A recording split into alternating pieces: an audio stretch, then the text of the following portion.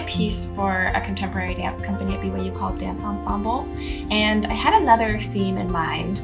And then over the summer, there was just a lot of like turmoil, and there was everything that kind of was going down on BYU campus. I just felt really, really strongly like it was the time and it was the place to create a piece like celebrating Stonewall at BYU.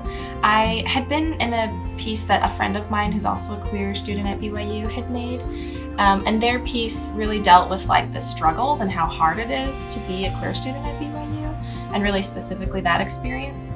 And I just really felt strongly that we needed a piece celebrating the queer experience and celebrating those pioneers that were willing to forge a way forward. And especially, you know, in the environment that we're in, queer students at BYU and people that are standing up for LGBTQ plus rights on BYU campus and in this area in general, they're pioneers as well.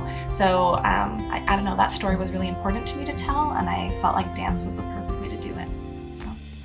The story has really struck me because it is a story of pioneers. It was in June of 1969, and that's why we have Pride Month in June, is to celebrate that month when those riots happened. And very simply, the story as I know it is that there was, it was called Stonewall Inn, and it was essentially a bar that was in New York, and it was frequented by like a lot of drag queens and just various members of the LGBTQ community.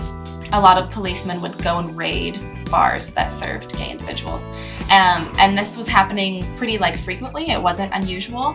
But it was on that night in June of 1969 that the members that were at that bar decided to fight back and to not just go to jail, but to put up a fight.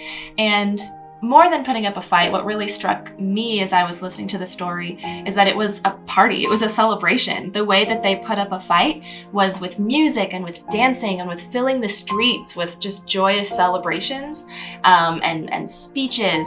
And very specifically, there was this moment, and you'll notice it in my piece. It's a little callback. The very first moment that kind of started the riot was, no one knows who threw that first brick, but someone threw a brick and it smashed a window. So I use a lot of glass smashing sounds and like running feet sounds in the soundscape for my piece to call back to some of those events. But I really wanted to honor the funness and the frivolity of it rather than the heaviness of the topic. So the bricks, I promise, they're just styrofoam blocks and they can't hurt anyone. So as I was creating the piece, there were a couple setbacks along the way in general that we had to deal with. As I was first creating the piece, there were several students that chose not to be in the piece, and so that was kind of the first bump that we hit. And then as it was going along, I had proposed the idea to my professor, and she thought it sounded like a great concept and a great idea, and to forge ahead with that.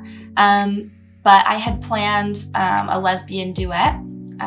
Nothing like, not even kissing and nothing explicit, but just simply two women dancing to romantic music on stage, which romantic duets are a pretty big staple of dance choreography in general. We're pretty comfortable seeing straight couples dancing together on stage. And on the opposite side, we're very used to seeing dancers of the same gender dance together in not romantic settings. So like the pairing of the dancers was not unusual, and even the movement wasn't unusual whatsoever. The only thing that was like made you know as an audience member that it was a lesbian duet was the music, because it was a love song. It was a romantic song.